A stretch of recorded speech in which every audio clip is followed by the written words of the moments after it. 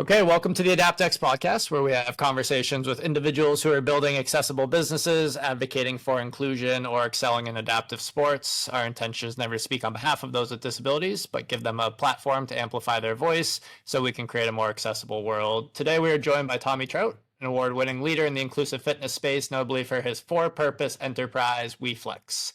WeFlex is an Australian disability service provider connecting people with a disability to mainstream fitness professionals, to whom it also educates on inclusive practices. Tommy is a qualified personal trainer and educator utilizing 18 years of experience in the sector, from corrections, AOD, suicide prevention, disability care, as well as experience of having family with disability.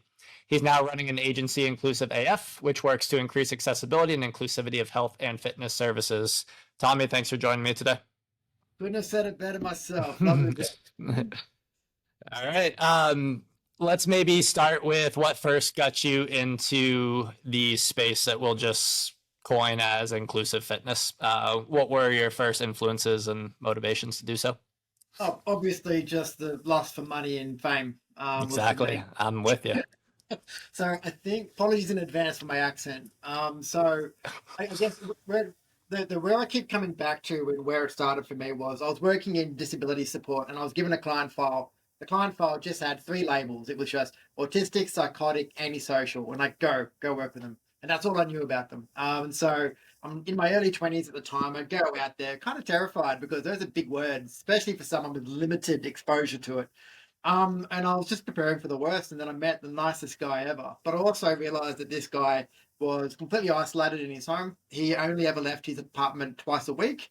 That was once to go to groceries, once to go to the center that I worked out of. And nobody in his life asked him how he was that wasn't paid to ask him that. No family, no friends. And little known fact is that a lot of antipsychotic medication leads to massive weight gain really quickly as well. It's pretty amazing.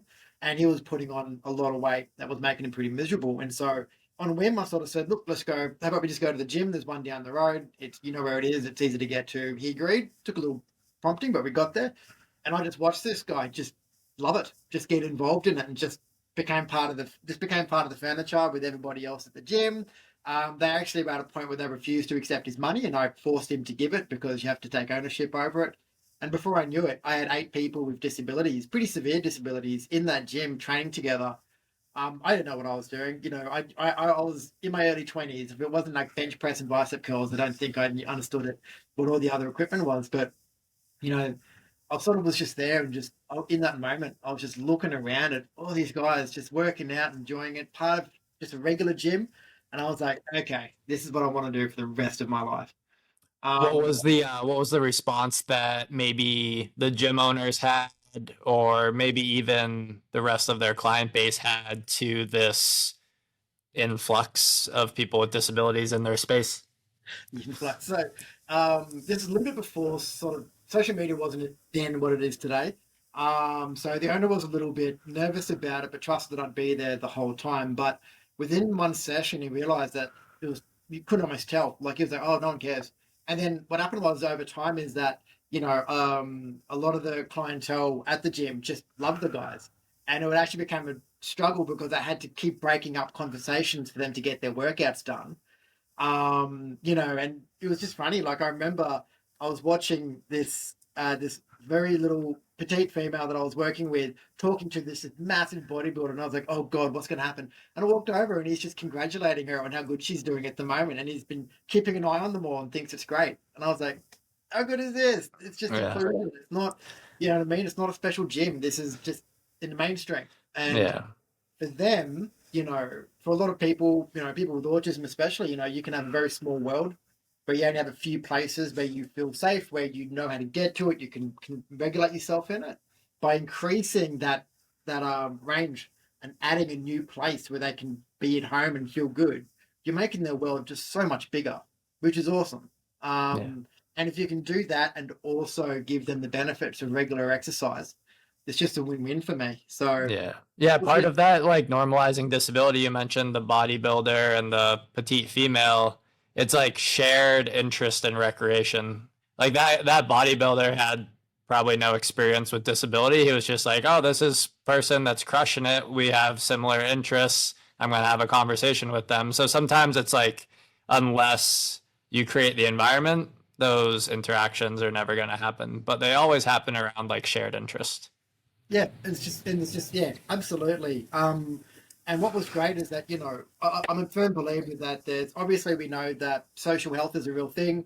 Being in community is good for your health, and I believe that you can still get the benefits of that even if you're not talking directly with people, but you're just in the same room as them, doing the same activities as them. You can still get that social benefit. I mean, you know what I mean? And so being able to provide that, I think, is really important too. So it's funny, a lot of them come for the exercise, but they stay for the community, is what I've Yeah, learned. absolutely. You mentioned even that like the gym owner offered for that individual to train for free, but you were adamant that they continued to pay. This Yeah. was actually something I was writing about this morning, so it's kind of top of mind. Should programs for people with disabilities be free? And if not, what is the unintended harm of everything disability and inclusion oriented being free? It's tough because the tight ass of me wants to say everything should be free. But Mhm. I think, though, for me, it's about ownership, and also it's about creating a business case for inclusion in gyms as well. What my experience has been is that if Brendan, if you're doing something for me for free, but then as a business owner, other competing priorities that do pay you money come up, I'm probably going to be the first thing that you have to drop. Mhm. Right? Not because you want to, but because you just have an economic imperative to. I don't want that for people with disabilities, and I don't want that for the gym. I want the gym to be able to make money with clients by providing great service to them. I want people with disabilities to be customers with disabilities. So that's my new term now is quads. I want them to be treated as customers. That way they're always right. And that way gyms have an incentive to tailor and adapt to them. But the point that I gave to the guy at the time when it first happened is I said, mate, you're not a charity case. You've got it's $2. It's a gold coin in Australia. You can afford it. Take some ownership. Invest in yourself. Um, you're not a charity case, and that was sort of the rule. Yeah. So that's just my view. I think that what I want, but it's also different here in Australia. So we've got a different system at the moment called the NDIS, where there's a bit more consumer power for people with disabilities to access a government scheme that gives them funding to fund other services. So Mhm. either. Yeah, I like that you said that it gives gyms an incentive to adapt as well. It's like you mentioned it, it's hard sometimes for maybe businesses to see the perceived value if they're investing a lot in modifications, accessibility without much ROI, just from a straight business standpoint. But we're not expecting gyms to make sacrifices socioeconomically. We're asking for them to see this large consumer base that is relatively untapped, probably not competing with a bunch of other gyms to train people with disabilities. Like it's a way to stand out in the Well, marketplace. so my experience is, so WeFlex itself, we've got hundreds of clients with disability across Australia operating out of mainstream gyms as well as parks and homes. We've never received a complaint from a gym about the effect that having a person with a disability in the gym is having on them. Yeah. We've had quite a few people actually say, how do I go more full time in this because I really enjoy it? But the big issue or the big benefit, and I'm sure you can speak to it as well at AdaptX, is that a lot of the clientele want to train during the day when there's so off peak hours for a personal trainer. You're busy before work, you're busy after work. 9 to 5, you're a bit more flat, maybe except lunch. Our experience has been is that most clients with disability want to go Tuesday 10 a.m., Wednesday 2 p.m. when it's downtime. The gym's a little bit less empty, a bit more empty. PTs are typically less booked out. So all you're doing is supplementing your existing income with more clients. And the other thing is that, you don't have to invest tens of thousands, $100,000 to become accessible. 2% of people with disability are like in a wheelchair here. Like it's a lot of it, and it's so accessibility is actually not even a scale, you know what I mean? It's a bit of a galaxy, but a lot of people don't need you to be accessible. They just need you to be inclusive and work it out with them. I think so. Yeah, there's a huge opportunity for gym owners to get Yeah. in it. Yeah, well, we say you're not expected to have all the answers regarding accessibility, but you are expected to care enough to kind of find them. But that often comes through like the conversations that you have with prospective clients. So, Yeah. And so our experience has been is that so one of the common misconceptions we had here was, oh, people with disabilities don't go to the gym because they can't afford it, right? And there is absolutely socioeconomic realities of having a disability, your ability to work, living on government schemes and the rest of it. But we at WeFlex did tons of co-design sessions, which is where basically all I did for 3 years is sit down with people with disabilities in groups and it's one-on-one and ask them dumb questions about everything. And the idea of it being too expensive almost never came up. In fact, what happened is that they don't go to the gym because the gym's not going to be able to meet their needs. The gym isn't tailoring to meet their needs because the person with a disability is the customer, right? So it's a bit of that stalemate. And so it's about just bringing the people in who can train straight away in.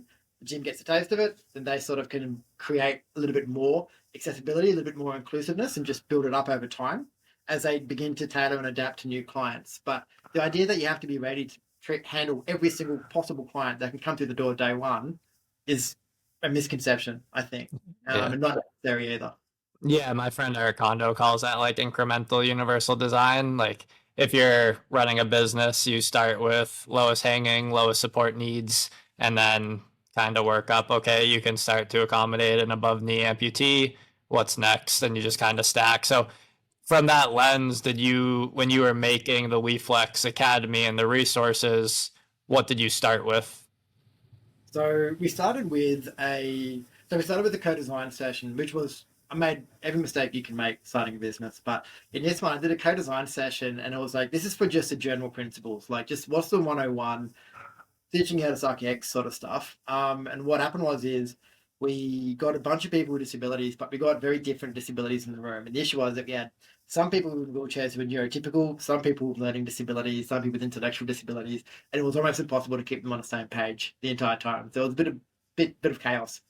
But what we wanted to do though is just get a sense from them, like what do you actually care about in your personal trainer, especially in the first session? Like, what is the fastest way you're going to sign off on someone as being good? What are the kind of behaviors or traits or things that you experience that make you go, I'm never talking to this person ever again? And the big parts of it, like they just want someone who's just willing to adapt, someone who's good at communication, someone who's patient and just is happy to work with them. The standards were pretty low, which is, I guess, a good thing. Um, so we started with disability inclusion principles, and then I wanted to go into just disabilities. I wanted to start in autism because I've got family, my brother and my dad both on the spectrum. And I was talking to a clinician. He goes, "You're going about it wrong. You shouldn't look at it as disabilities because that doesn't tell you an awful lot. Instead, look at support needs." So we actually then pivoted completely, and all our academy was based on support needs instead. So the example is that I'd say, "Hey, Brandon, I've got a client. He's autistic. Go work with him." That gives you no information, and you have other clients on the spectrum, maybe, but that's only tells you about them, not about this new client. Instead, I'd say, "Hey, Brendan, I got a client. They've got sensory needs and they've got behavioral needs. These are what they are. Here's training on those two things. Now go work with the client." That puts you in a better position to succeed. But on top of that, you're now looking at the client not as someone with a disability. You're not looking at them as a label, as autistic. You're looking at them as a client with needs, like you would every and any client you would ever have. Like you would someone who's pregnant, someone with a bad knee, bad back, older, younger, first time. You're looking at them through needs. So we broke it up into needs, and that absolutely transformed the way that our PTs were able to engage. But it also just led to better service because a lot of the times courses on disability are like the stats, the criteria for diagnostics or whatever doesn't help you when the client's having a massive behavior of concern of throwing weights around the gym or is completely frozen up in a section of the gym. Doesn't tell you what to do. And so we wanted our sort of work to be really targeted to what they're actually going to encounter in a workout. And everything we did was both clinically signed off, but also co-designed by people with that lived experience. So we have autistic people telling us what to teach in autism in their autistic support needs courses. We have people who are blind and low vision teaching us about that, deaf, hard of hearing about that. That's how we built it out. Yeah, that's what I've always appreciated when we first had our initial conversation a couple of years ago. You kind of turned me on to that perspective in a way that, like, my course starts by saying understand the diagnosis but train the individual, and I'm saying what you're saying. Like, the diagnosis doesn't really tell you much. Down syndrome doesn't tell you much. It may be universal hypermobility, universal language differences, but at the end of the day, it exists on a spectrum. Not only autism exists on a spectrum, pretty much any condition does, in the same way that any 45-year-old male does. It's like the diagnosis or the criteria doesn't really tell you as much as that initial session does. So It's like because people will ask for assessments like, oh, what do you do for an assessment with someone with a disability? I'm like, it's relatively informal. You got to figure out what they like, what they want, what they like, what environment they're comfortable in, and then you can design it based on that. You're not measuring range of motion, measuring things in that first session. You're making sure they come back for the second. It's all about this. You can't do anything in one session, right? Yeah. So the attitude we had and what we've always taught is that look, assessments can take place, but for some clients on the spectrum, it could take 4 workouts to get them in the room. It could take them 5 workouts to touch a weight, let alone lift it. Like you're working on their schedule. And the priority should be around building rapport and building trust and building an understanding of your client. The assessments will come.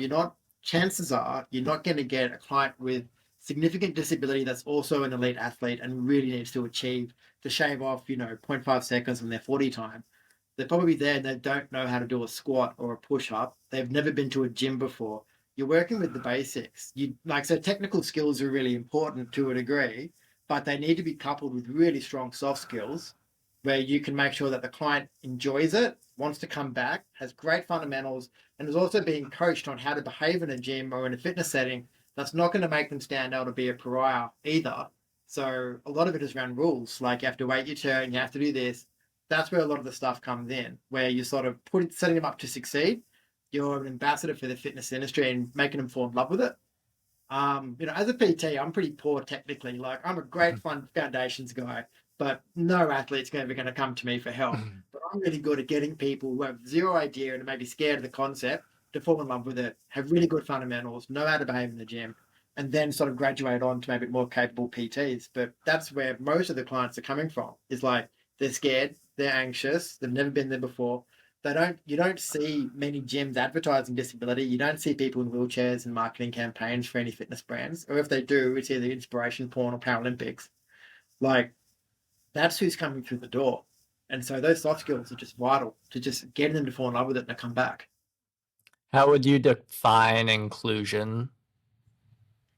I think it's treating everyone the exact same way unless there's a reason not to. And that's where the debate is that is there a reason why you're treating these people this way? And is it a good reason? So for an example would be is that a lot of the times you see people to talk about their clients and then say they've got a disability. Why do you have to say that? Like we all have conditions. You don't say, oh, this is my mate there, he's got a bad knee. So why is it that because they've got a disability, you do need to say that? It's a inconsistently applied rule. So for me, inclusion is about treating everyone the same unless you have a good reason not to. And my job is to challenge people on why they think it's a good reason to do certain things. The only, I guess, maybe counterpoint to that, the example of like specifying that it's someone with a disability, and obviously when I'm introducing someone at my gym, it's not like here's Owen, he has spastic paraplegia, but it's like when you're specifying or when you're marketing to the population, you need to be able to demonstrate that you work with disability. So it's like that line between not overemphasizing disability, but also demonstrating that you are inclusive and welcoming. And I'd say that's a good reason to do that, right? Yeah. That's all, but it's also not because it's all you're doing. You're advertising to a market, which you should be doing, right? And so that's totally fine. I actually just wrote an article, and it's called "I think passion is overrated in this industry." So a lot of the times people are just like the most important thing is passion, and I've always said no. The most important thing is actually just professionalism, quality service, quality care. Like that's the foundations of what clients come to expect. Like they don't need you necessarily to be super passionate about everything that they're doing. You just need to provide good service because just because you're passionate doesn't mean you're good at it, right? Yeah. Or that you have healthy attitudes and beliefs towards it either. And it's not about you or your passions, it's about them and their outcomes. And that requires quality service and professionalism. Is the passion not necessarily applicable to the consumer, but is passion for inclusion essential to the professional? I don't know. Like, I think it can't. I think passion's a type of fuel, but not everybody has the same kind of fuel. Like, if there's a business owner who owns a gym and they're trying to make more money and they decide they're going to open up to people with disabilities, they're not passionate about it, but they treat the customer with respect. They do great work. They make sure everything is on the level and done properly. I don't think that's a bad thing. And I don't No. think that, and I don't think many, like, again, with all the co-design sessions, passion never came up. None of them said they have to really be in this for the right reasons and they better be passionate about my squats. Like, no, they're like, just make sure they do the right thing with me and they treat me well. Yeah. Yeah, don't know. And it could come down to semantics on the word passion, but for me, it's like, I don't know that you have to be quote unquote passionate to provide a professional level of care. Yeah. But a lot of people do feel like being passionate is a substitute, and I don't think so. Yeah, I agree with that because I feel like sometimes I see people that are well intentioned working with disabilities because they care about disability, but it's not the best training. No, And I don't always love that. So that's where like your comment, professionalism and good service is obviously addressing that portion. But I feel like a curmudgeon all the time because I'm like, oh, that's that's not good. Everyone's applauding it, but that's not really a good squat or that's not a good push up. Like that person could do better. So it's like, I guess, how do you find the balance between holding to a high standard while also appreciating effort? yeah, it's a good question. I think that's just your inner coach speaking there, Brendan. Maybe is a gym that only trains people with disabilities inclusive? No, I think it's about. I think so. Would you turn someone away if they didn't have a disability? Not me, but I'm saying my program isn't only for people with disabilities. But if there's a gym that says we train people with autism and that's all they do, is that technically inclusive? If they say no to other people, then no, it's not right. Yeah. As in, it's okay to it's okay to be specialized for sure, but the idea of so I guess the argument I'd make is that I don't know if creating separate spaces is necessarily the best path towards where we want to get to, which is in that mainstream. And, by the more we make it a really, really specific skill set, and then also say you need specific places for it, all we're doing is segregating. And I just don't believe that that's where, I don't believe that's the ideal outcome. I think we need to make it where it's more normal for these people to be in mainstream fitness centers. That being said, though, like, we both have, there are some people whose disability is so significant that they just require a very, very specific environment, set of equipment, and the rest of it. So, there's a part of me that also feels like maybe that is inclusive because that's the only place they can train. Yeah. So, Yeah, I think the opportunity maybe to exist in whichever environment you feel a sense of belonging in yeah, is what makes something inclusive. So the opportunity to choose maybe. And I won't pretend that my gym at peak hours is the best environment for someone who has sensory needs. Because there's music going, there's a lot of people moving, so that's not an inclusive environment for someone who has high sensory needs, but we're going to give them the opportunity to train earlier in the day when it's quiet if they desire. yeah. And again, so for me, it's always just treating everyone the same unless you have a good reason not to. And so if people have very specific needs, and that's a good reason not to treat them the same. Can you explain what the role of NDIS is in Australia? Whatever, this is the part everyone's listening for, the Australian policy. Oh, I think it's interesting to see how other countries So are structured. the way Australia works policy wise is that we're either operating in 1950 or 2050. We oscillate wildly between the two. So this is one of our better moments is the National Disability Insurance Scheme. So in a nutshell, what happened is that in 2011, no, 20, yeah, in about 15 years ago, we ran a review into disability services to be like, we're spending a lot of money, how's it going? Are people satisfied with the services? And it was pretty much just a completely anonymous, like, no, this is just horrible. Like, no one's happy. The way that it worked is, I imagine it's pretty similar to the way it works in the States and most Western countries, is that government provides funding to not-for-profits to provide this service to these people in these areas and these conditions. And then that provider then provides those services. What they found in our review, though, was that the people who lived a block out weren't eligible. If your kid was a year too old, year too young, or diagnostically just separate enough that didn't qualify, you didn't get to choose what service you got. It was take it or leave it, which also put providers in a position, or the not-for-profits in a position where if they did a bad job, it's too bad. Like, where else are you going to go? There's no consumer rights. Like, we can do terrible work, and that's just how it is. So we decided to basically flip it on its head. We use now an insurance model, very pioneering, both in the world and very much for Australia. And instead, what we do is the government will assess everybody who wants to enter the scheme, so to speak. We'll decide, okay, so Brendan has this disability, that will require this amount of support. We also work out what your goals are. So you could say, I want to get a job, I want to go to school, I want to be more involved in my community because I'm isolated. We'll then assign amounts of money to you achieving those goals with the level of support that you have. And then you could go and you basically use that funding to choose your own supports, to engage those peoples. And what that does is that from a charity model goes to a free market model. So it's like, instead, not-for-profits all of a sudden have to compete. They've got to advertise, they've got to provide good service, they can get fired, people can take their money where they want to go, they can pay for what they want. Big part of it is choice and control, which means that people with disability, but the funds get to choose what they engage with.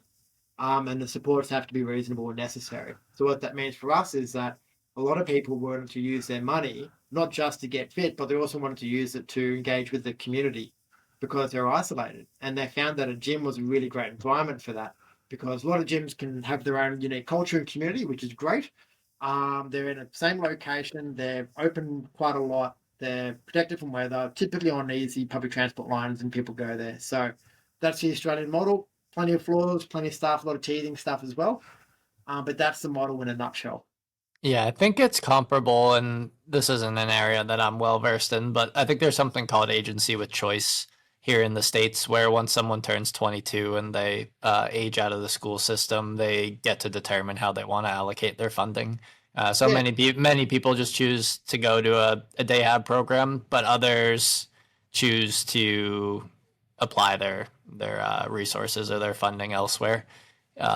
Maybe they pay for a job coach to get employed somewhere, or some people pay for their gym membership with that funding. So yeah, I wonder if that becomes more so the standard at some point, or even whether it's better to single out one or allow choice.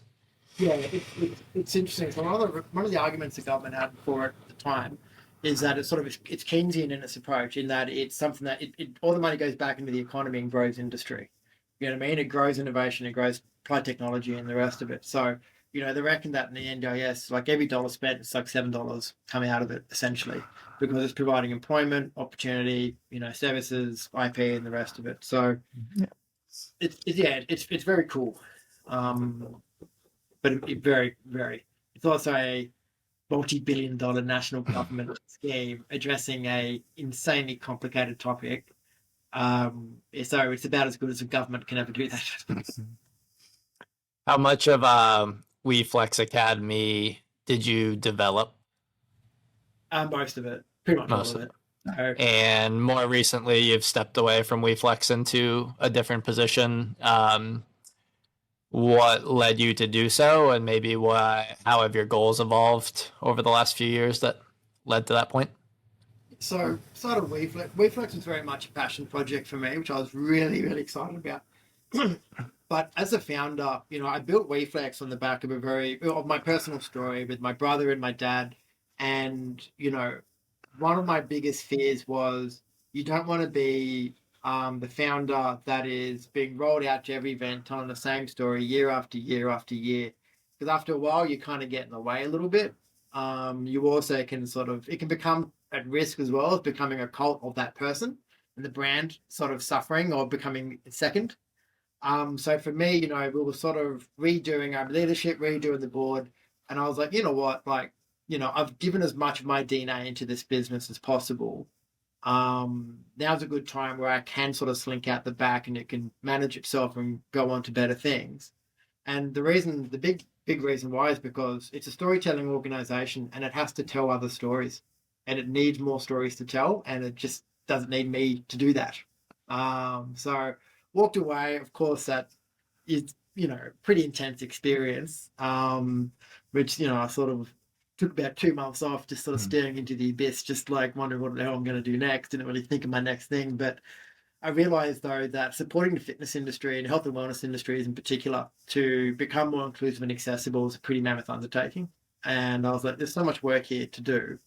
I want to keep doing that. And, I've spent a few years specializing in it. I may as well continue on that journey. So at the moment, I'm working with a lot of peak bodies and big brands over here, supporting them just to, again, incrementally increase and improve their accessibility and their inclusion. Working on accessibility tools, which I'm really passionate about. I know we've spoken about in the past the notion that accessibility isn't a binary and it's not even a gradient. You can be super accessible for one type of disability type and very inaccessible to another. So instead, I think it's about migrating to a badge system. You can be very sensory accessible, very wheelchair inaccessible, but that's okay as long as you communicate it, and then people can sort of opt in and opt out of where they can fit in. As well as continuing on the education as well. I just don't think you can have too much education in this space. Yeah, absolutely. I think education's one of the biggest barriers, not only for fitness professionals, but for the general public in terms of understanding, appreciating, and including disability further. Yeah, just I guess if you're tackling these bigger projects, did you think you could stay under the guise of WeFlex and address these things, or did it have to be separate? No, to some extent, WeFlex is a business and it needed to focus its attentions on its main mission, which is just bringing on as many clients as possible, matching them with as many fitness professionals across Australia as possible, and supporting that dynamic relationship to thrive moving forward. All these other things, all these other passion projects, I guess, the shiny things I got distracted by, and I really wanted to pursue. So it's sort of now a bit more of a advocacy, bigger picture space, while WeFlex really starts to just refine doing what it does best, and that is onboarding clients with disability, matching them with personal trainers that are suited to them, training that personal trainer to meet their needs, matching them, and then coordinating their NDIS payments from there. Yeah, I wonder how many different projects and interests of mine can fit underneath the AdaptX umbrella, and whether some of them need to be separate. And my gym's separate. My gym's a for-profit entity, unified, and then AdaptX was our educational branch. But now there's the podcast, then there's the research projects, there's accessibility renovations for fitness facilities. It's like, I guess how do you know which one stays with one organization, which one goes elsewhere? And maybe how do you like take off the blinders and realize like I'm the one holding the organization back Yeah, from accomplishing what it needs to accomplish? it's hard to let go. It's really difficult, especially when I'm sure like me, you were also started on your own, screaming into the void, Yeah, at night. still screaming into the void often. It's just like, oh, and like, especially when you're in a pioneering space, and I'd argue that inclusive fitness I think it's at that nascent, the beginning phase. I think in 10 years' time, the conversation is going to be a lot more evolved, a lot more common, which is great. I think both of us want that, in a nutshell. But when you're kind of at the front of doing it, it sounds really cool, but it's not, because there's no one to steal from, no one to copy from. You're working everything out for yourself, and everyone's looking to you to work it out too. And it's just so you just spend all these nights just like, how the hell am I going to make this work? Yeah. Like no one's done what WeFlex did, right? So I had to work out everything, just like scribbling on whiteboards all night until I work it out. You make all the mistakes, to get there. It's really tough, because you're so committed, you're so attached to it. To then the idea that other people can now pick up where you left off. It doesn't have to be Brendan solving it. You can hire someone else who's just as capable of solving it as you are.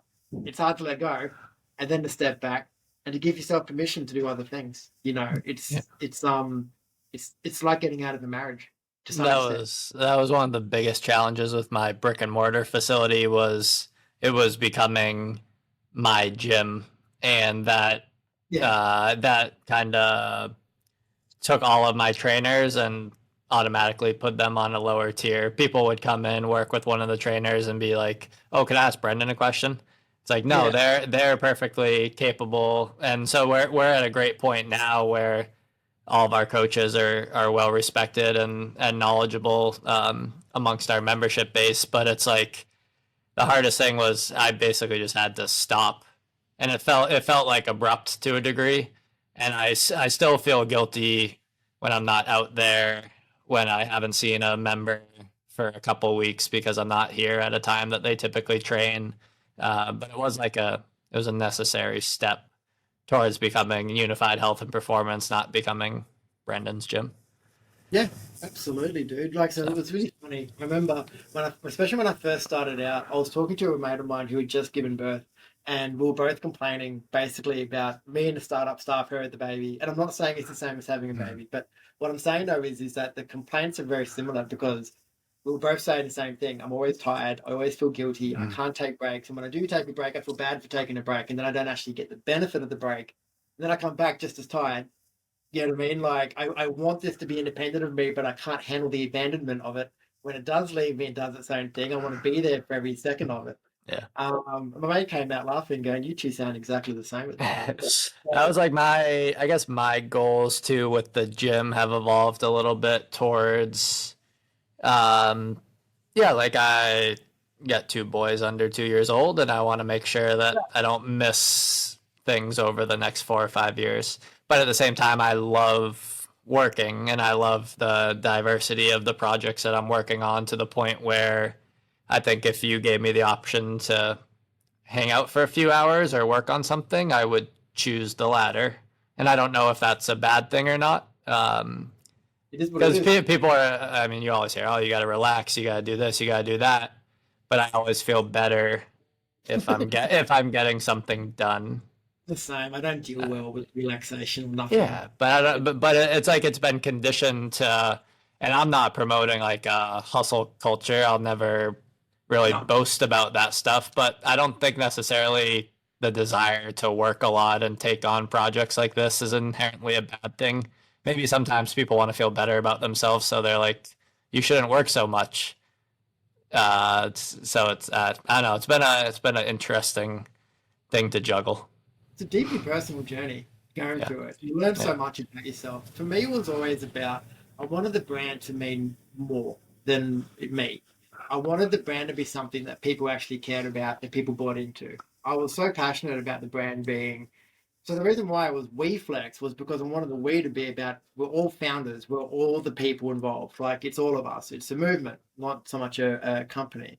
I wanted to make it cool enough that our clients would want to buy the gear and wear it and wear merch and represent it and actually be proud of it. For it to be a cool fitness brand, not because sometimes I'm sure you've seen it yourself, like there's all these super depressing names for businesses for disabilities, and it's like you know what I mean? They use the word special way too much. I think it's super condescending. I feel for Special Olympics because there's so much history attached to it. So I feel like they get they got pass.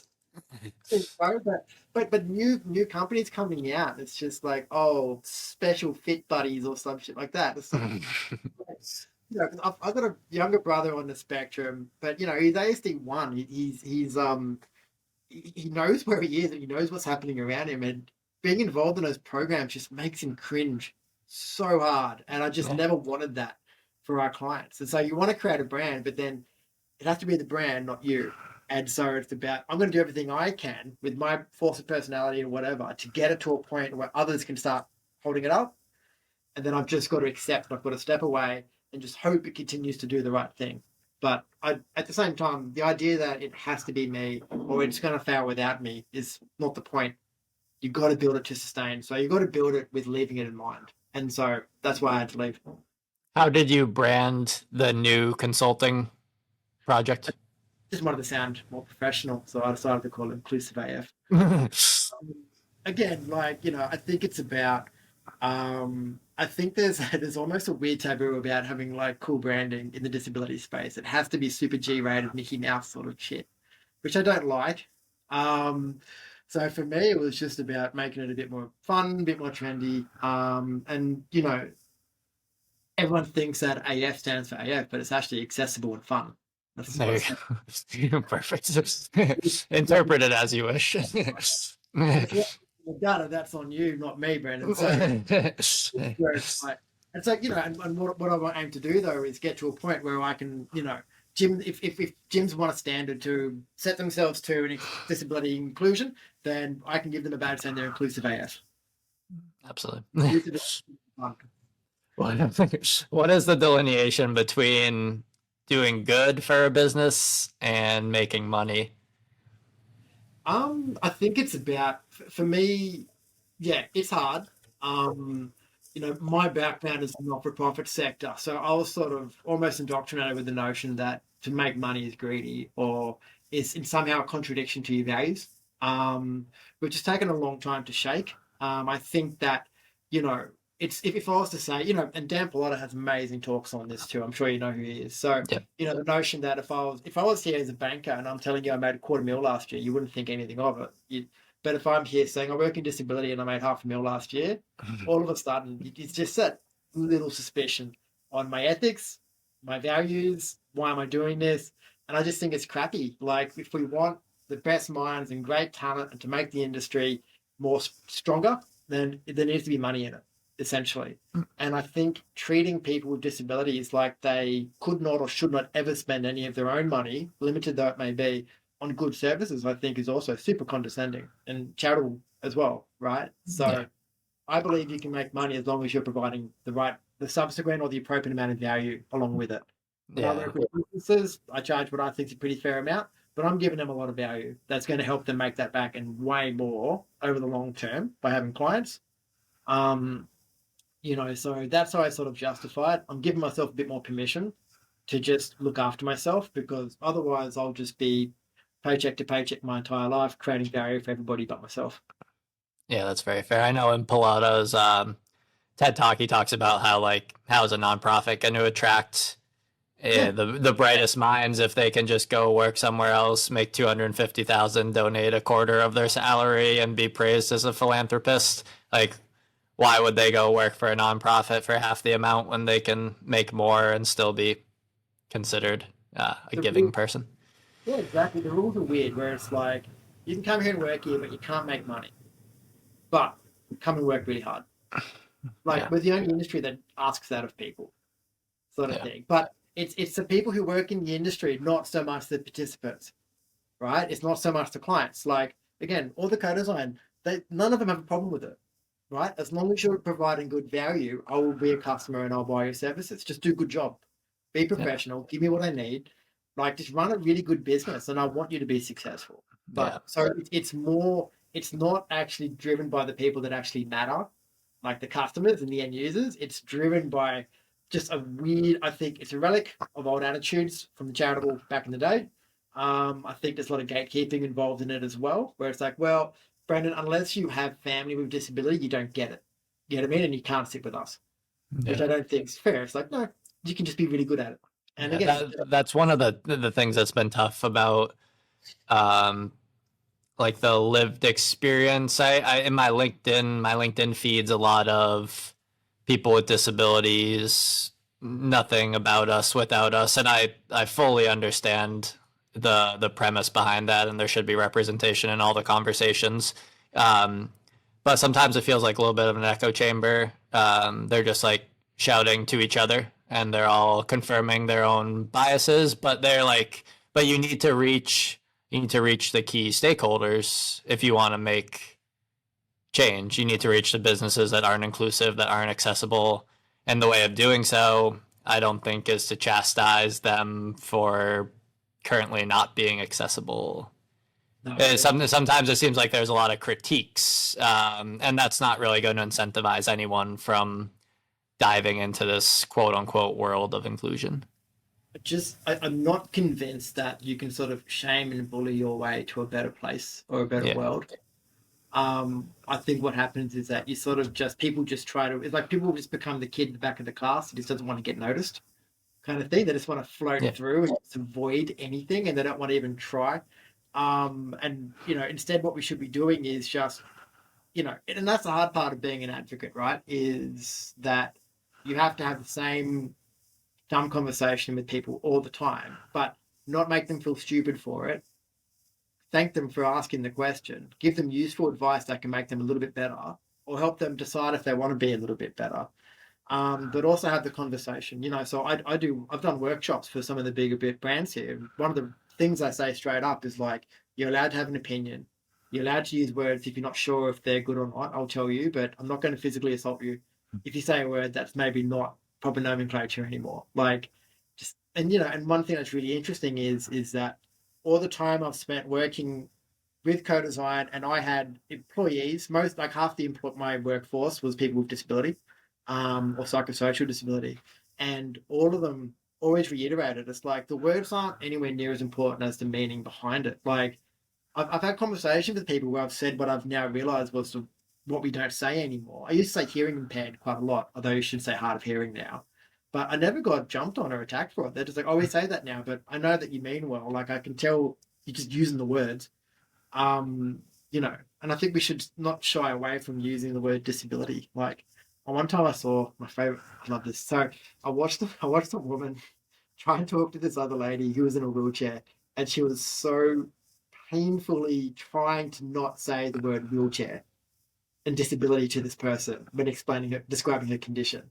And I just watched her for like 3 real-time minutes, which felt like a year, dance around trying to find the words to say it without saying wheelchair and disability. And the woman in the wheelchair just got shit and was just like, I'm in a wheelchair. Mhm.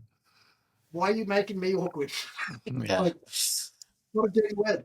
That person that I connected you with a few weeks ago, the former intern of mine who's now in Australia, studying for school, she texted me and a friend of ours, and she was like, "Is this conversation happening in the U.S.?" And she's like, "We just had a lecture on person with disability versus person with a disability, one being temporary, one being permanent." And I was like, "Oh, like I don't think that's really happening." And the more conversations I have with people with disabilities, a lot of them don't mind being called disabled. Again, it's like the connotation of the word. Are you putting them down? Do you even need to specify that they're a disabled person? Or I don't know. Sometimes I put that like language and the inconsistencies and the potential fear of being critiqued for a lack of accessibility, I think is that concoction of fears is what prevents people from even making the effort to interact with someone with a disability. Yeah, instead of just talking to them directly. So Yeah. it's that little echo chamber where they're just talking to themselves. I think, and again, it's just never come up to me as actually important. Like there's words that grow out. You should learn them definitely and stay in touch. But people within the community will tell you that, and they're just happy to be spoken to. Like just talk to them directly. So cut out. It's just people without disability in the industry just taking up all the oxygen. So again, one thing I loved about your intro is like you don't talk on behalf of. I think that's really important. And that's something I teach all the brands. It's like have an opinion on fitness, have an opinion on inclusion and accessibility, have a philosophy. Just don't talk for them. But if you have a customer with a disability and they tell you something, you can share that. Like you can report back conversations you've actually had. Even better is if you highlight or let them say it in their own words. But that's what you should do. Just go straight to the source. That's all you have Yeah. to do. That's what I've loved about this podcast. I mean, this is going to be episode 33 by the time it publishes. And I find myself when I'm making content, writing pieces, referencing things that guests told me. Um, Brad McDaniel from the Rick Hansen Foundation talking about accessibility, and he's redesigned airports, and he talks about how accessibility can benefit some people and hurt others. They put carpet down the middle of the runway, which reduced some of the hearing and the echoes for people who are hard of hearing, but at the same time, it made it hard for wheelchair users to navigate the airport. He's like, accessibility isn't like a checkbox. It's not a state of being. It's a commitment to addressing people's needs. So just stuff like that, like, but hearing that from the individual with disability weighs a whole lot more than me saying it. Yeah, yeah. So That being a platform. Yeah, I love that. Accessibility is a state of mind. It's yeah, like there's amazing. She's no longer with us, God rest her soul. But we had an amazing disability advocate in Australia called Stella Young, and she has this great point though, where she was like, you see all these memes and posts about the only disability in life is a bad attitude. And she's like, no amount of Mhm. good attitude is going to turn stairs into a ramp. Exactly. Absolutely. We've wrapped up most of these episodes with kind of the overarching prompt or theme of what do you think needs to be done to make fitness or the fitness industry more accessible for people with disabilities? I think what I've learned is just to not overthink it and not be scared of it either. So if you want to get into the space, if you've just started getting into the space, it's okay to like make mistakes. As long as you are trying your best, you are constantly communicating, getting feedback from the client with disability. But just get stuck in, like, and just get going, and you'll just get better. I know both. I've no doubt me and Brendan have made all kinds of mistakes with our earlier clients in earlier days, Yeah. and you just get better at it. But a lot of them are still our clients because they don't expect you to be perfect either. They just want you to try. Yeah. And Yeah, I've learned a lot from you over the last couple of years too, and that's where it's like tough to be. It's tough to have a growth mindset, but also be an authority figure or perceived authority figure. Like I'm supposed to have all the answers, but I completely understand that I don't have any of the answers. So no, it's like I guess how can I teach if I'm learning every conversation I have yeah, stuff. I've completely rejected the term expert. I don't even know if that's possible in this space. But you know, one thing you learn is that the education journey. So going from knowing nothing to knowing something, it isn't up. Is that it's just a plummet because the second you start with the client, you realize all the things you didn't know, and you're just like, oh man, I am out of my depth. And then you just start at that very bottom, the real bottom, and then you slowly just build your way out of it. You know what I mean? Yeah. So It's it's like tough. what's it called? The Dunning-Kruger effect, where you learn a little bit and then you think you're an expert, and then the more you learn, the less you realize you know. And that's kind of how this experience has been for me. And now I've made this commitment to, I guess, quote unquote, like learn in public through these conversations and through our course revisions. And yeah, it's been. I think that's, I guess, maybe what makes the best educational experience. Um, you can't just take my course. You can't just take your course and be ready to go. That's like that's the ground level, and then the hands-on experience is the expertise, or maybe not expertise, but at least the knowledge. Well, if there's an expert, it's the customers themselves. Exactly. Yeah, that's why including their voice has always been something that I've valued in your educational materials as well as is that co-designing piece. So Tommy, glad to have you in our network. Glad to have you as a friend. If the audience wants to learn more about what you do or benefit from your services, where should they find you? Just inclusiveaf.com. It's a I've only just started that website, so it's pretty cringy at the moment. But there's a contact form. I'm also just opened up my socials, so LinkedIn, Instagram, Inclusive AF. You'll find me. It's pretty. Um, uh, it's a standout brand. You know, Inclusive accessibility and fun. inclusive. Tommy, Tommy Trout. Thank you, Tommy. I look forward to sharing this with our listeners, and I have always appreciated what you've shared with me. I appreciate you. Thank you, Brandon. Thank you for listening to the AdaptX podcast. Our effort to amplify the ideas of our guests and create more inclusive and accessible industries is futile unless these episodes reach a larger audience. If you enjoyed our discussion today, please leave us a rating or a review on whichever platform you use. And if you would like to learn more about AdaptX, the course that we teach to health and fitness professionals and the projects that our organization is working on, you can subscribe to our newsletter through our website, www.adaptx.org. Until next Monday.